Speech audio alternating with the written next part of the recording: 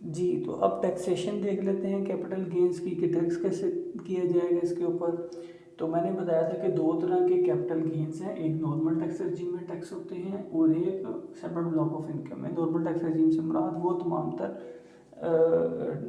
Taxation का procedure है, जैसा कि इनकम फ्रॉम सैलरी में होता है कि तमाम तरह आइटम्स को टैक्सेबल इनकम में ऐड करते जाते हैं और बाद में टैक्स स्लैब में देख के इसे टैक्सेबल इनकम को टैक्स स्लैब्स में देख के जितना टैक्स बनता है लगा दिया जाता है।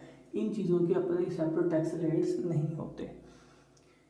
तो इसमें सबसे पहले gain on sale of private company share है। प्राइवेट कंपनी के शेयर्स को सेल करने पे अगर आपको गेन होगा तो वो नॉर्मल टैक्स रजीम में टैक्सेबल होगा और इसे यानी कि टैक्सेबल इनकम में ऐड करते जाएंगे, जैसा कि इनकम फ्रॉम सैलरी को करते हैं। इसका अगर होल्डिंग पीरियड आपका 1 साल से कम है, यानी आपने 12 महीने से कम अर्सा होल्ड करने के अंदर अंदर इसको बेच दिया, यानी कि साल से ज़्यादा नहीं रखा इसको, तो फिर ये अमाउंट फुली टैक्सेबल होगी। जितना गेन होगा फुली टैक्सेबल हो जाएगा। आपने 10 लाख की कोई चीज़ थी, आपने खरीदी 10 लाख की और आपने उसे 15 लाख का बेचा, तो 15 माइनस 10 यानी कि sale proceeds minus cost 5 lakh, तो पूरे का पूरा 5 लाख टैक्सेबल हो जाएगा। ये कैपिटल गेन कंसीडर किया जाएगा, उसे टैक्सेबल इनकम में ऐड कर देंगे। If holding period is more than 1 year after 12 months, अगर आपने 1 साल से ज़्यादा देर होल्ड किया, 12 महीने से ज़्यादा रखा और फिर आपने सेल किया, फॉर एग्जाम्पल यही एग्जाम्पल लेते हैं, तो 15 लाख का आपने सेल किया, 10 लाख का आपने खरीदा था, 5 लाख गेन की अमाउंट होगी। तो इसका 75% जो है वो आप 5 लाख का ले लेंगे। ठीक है, फॉर एग्जाम्पल मैं ऐसा कहता हूँ कि 14 लाख का आपने बेचा था, तो 4 लाख टोटल अमाउंट थी अगर गेन की, तो आप क्या करेंगे कि इसका 75% जो कि 3 लाख बनता है, ठीक है, वो 3 लाख आपका टैक्सेबल इनकम में ऐड होगा।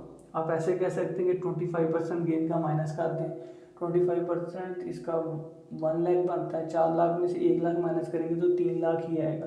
चाहे डायरेक्ट इसका 75% ले लें, वो कर दें, या 25% इस गेन का माइनस करके नेट अमाउंट लिख दें। ये है नेट गेन की अमाउंट। ठीक है, ये आपका अमाउंट चली जाएगी वहाँ पे टैक्सेबल इनकम में। याद रखें कि नेट गेन आपने इसमें लेना है। अगर फर्ज कर लें इस केस में कैपिटल लॉस भी होता, यानी कि आपने एक कंपनी के शेयर, प्राइवेट कंपनी के शेयर्स बेचे, उस पर आपको 4 लाख का मुनाफा हो गया और किसी और कंपनी के आपने 5 लाख का मुनाफा हो गया और किसी और कंपनी के आपने शेयर्स बेचे, तो वहाँ 1 लाख का आपको लॉस हो गया। ठीक है, वहाँ कैपिटल लॉस है। अब 5 लाख का गेन है टोटल, एक सिक्योरिटी में से दूसरी सिक्योरिटी में से 1 लाख का लॉस है। 5 लाख में से 1 लाख यानी कि कैपिटल गेन में से कैपिटल लॉस को माइनस करेंगे। 5 लाख में से 1 लाख गया, 4 लाख नेट गेन आया।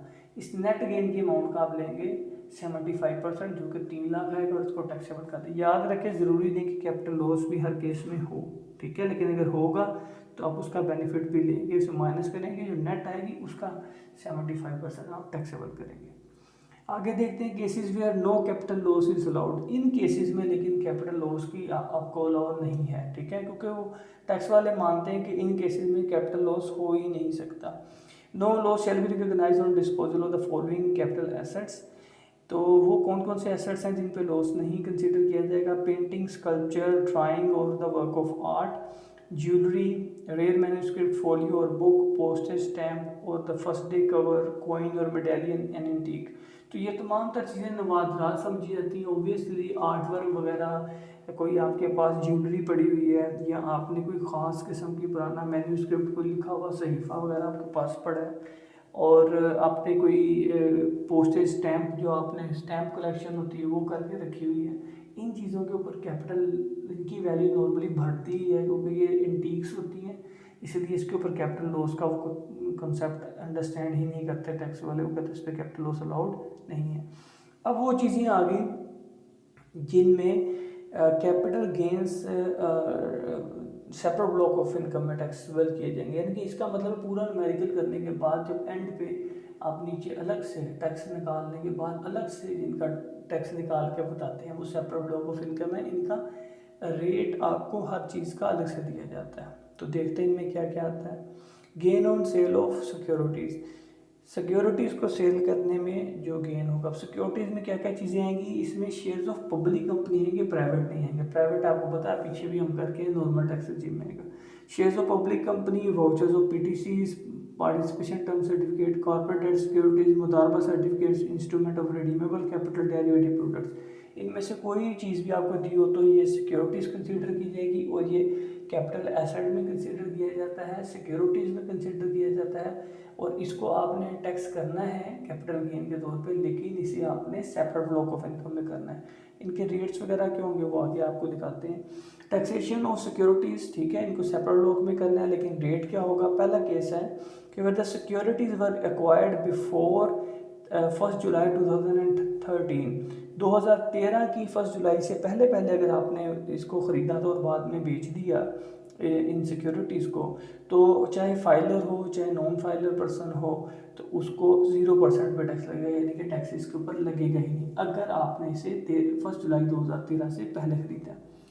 अगर आपने सिक्योरिटीज़ को वर एक्वायर्ड बिटवीन 2013 जुलाई 1 एंड 30 जून 2016,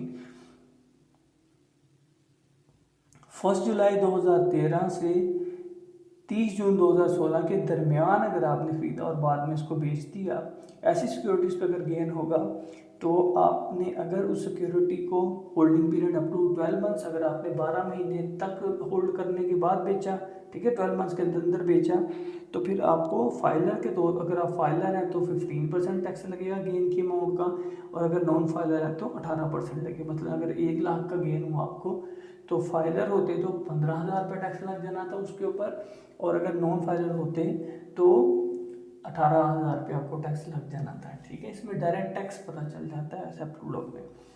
और होल्डिंग पीरियड अगर आपका 12 मंथ से ज़्यादा होता है लेकिन 24 महीने से कम, यानी कि 12 से 24 महीनों के दरमियान अगर आपने होल्ड करके रखा है, तो यानी 15 महीने आपने रखा या 18 महीने रखा, तो फिर आपको, अगर आप फाइलर हैं तो गेन की अमाउंट का 12.5%, और अगर आप नॉन फाइलर हैं तो 16% आपको टैक्स चार्ज कर दिया जाएगा, ठीक है।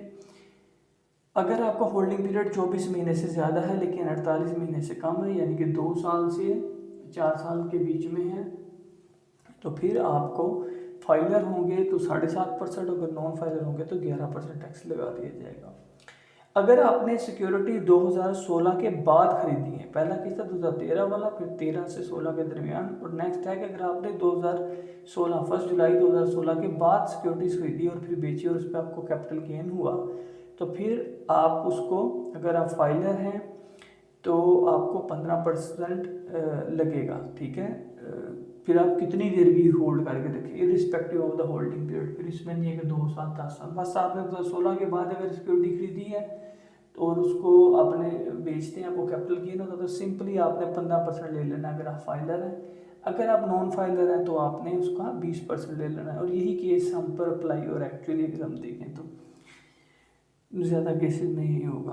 Future commodity contracts all cases at the rate of 5% for both filer and non filer. अगर फ्यूचर कमोडिटी कॉन्ट्रैक्ट्स की कोई आपने चीज़ सिक्योरिटी होल्ड की थी, उसमें चाहे फाइलर चाहे नॉन फाइलर है, तो तमाम तरह के कॉन्ट्रैक्ट के ऊपर 5% जो है गेन की अमाउंट का टैक्सेबल होगा।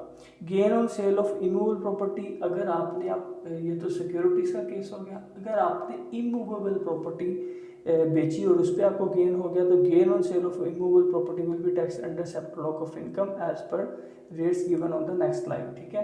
तो अगर आपने इसको भी सेपरेट ब्लॉक ऑफ इनकम में टैक्स करना है, ठीक है, इसको हमने पहले ही इसमें डाला है, इनके भी ये रेट्स दिए हुए हैं। Again on sale of immovable property, disposal of immovable property acquired before 1 जुलाई 2016, अगर जुलाई 2016 से पहले आपने ख़रीदा था कोई इमूवेबल प्रॉपर्टी इन बिल्डिंग वगैरह और उसको आपने सेल किया, आपको गेन हो गया, अगर तो 3 साल तक आपने उसको होल्ड करके रखा था, ठीक है, तो फिर उसके बाद आपने बेचा, तो इस केस में आपका जितना भी मुनाफा होगा, फॉर एग्जांपल आपने 20 लाख का ख़रीदा उसको और 30 लाख में बेच दिया, 10 लाख का गेन हो गया, तो इसका 5% आपको अमाउंट ऑफ गेन टैक्सेबल होगा, ठीक है।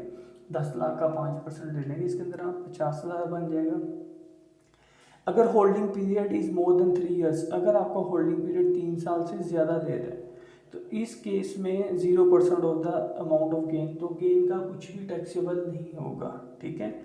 और gain on disposal of immovable property acquired on और आफ्टर 1 जुलाई 2016, अगर आपने सिक्योरिटी को ख़रीदा और इसको आपने बेचा 2016 के बाद, ठीक है, आपने 16 के बाद ख़रीदी, पहला केस था कि आपने 2016 1 जुलाई से पहले ख़रीदा, अब यह है कि आपने 2016 1 जुलाई के बाद एसेट को ख़रीदा और फिर बेचा, फिर अगर गेन होगा तो होल्डिंग पीरियड अगर 1 साल तक होगा तो गेन की अमाउंट का 10%, अगर होल्डिंग पीरियड 1 साल से 2 साल के बीच में होगा तो 7.5% होता है गेन अमाउंट।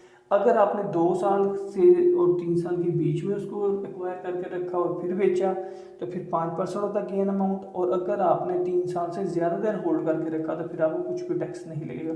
ये सिंपली रेट्स आप याद कर लेंगे कि 1 साल तक होगा तो 10%, अगर 1 साल से 2 साल के बीच में होगा तो 7.5%, अगर 2 से 3 में होगा तो 5%, ठीक है, 2.5% कम करते जाना है। और बाद में बिल्कुल फुली 3 साल से ज़्यादा देर होगा तो फिर बिल्कुल भी टैक्सेबल नहीं होगा।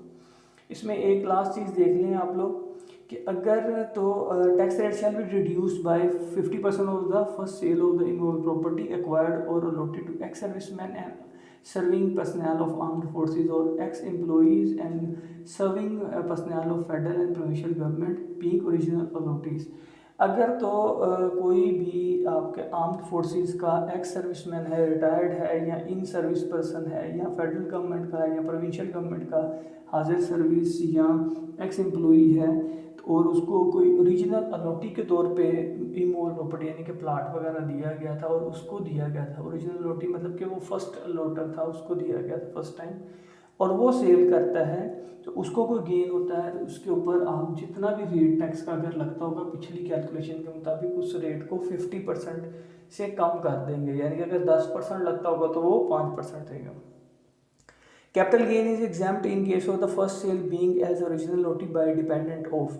अगर कोई भी वारिस होगा, डिपेंडेंट है, जो कि डिपेंड करता था इनमें से किसी पर्सन के ऊपर, यानी कि किसी शहीद पाकिस्तान आर्म फोर्सेस का कोई शहीद का बेटा है या उसका कोई भी डिपेंडेंट है, वो सेल करता है ओरिजिनल नोटी के तौर पे से कोई चीज़ मिलती है, ठीक है, ऑब्वियसली कुछ दिया जाता है प्रॉपर्टी वगैरह उनको बाद में, तो अगर उनको मिली और उसने सेल की तो वो एक्सेप्ट होगी, लेकिन वो फर्स्ट सेल के ऊपर सिर्फ। या a person who dies in service of the Pakistan armed forces और फेडरल गवर्नमेंट और प्रोविंशियल गवर्नमेंट, तो Pakistan armed forces, federal government या प्रोविंशियल गवर्नमेंट का कोई बंदा एम्प्लॉई जो है वो मर जाता है, वैसे शहीद नहीं है, वैसे मर गया है, और उसका कोई डिपेंडेंट है और उसको कोई ज़मीन अलॉट की गई, उसको सेल करने पर अगर कोई गेन होता है तो वो भी एग्जेम्प्ट होगा फर्स्ट सेल का। No advance tax be collected from the seller in the above cases, इन केसेस में एडवांस टैक्स भी नहीं लिया जाएगा। होप आपको टॉपिक क्लियर हो गया, तो इंशाल्लाह ताला भी इसको हम फिर देख लें।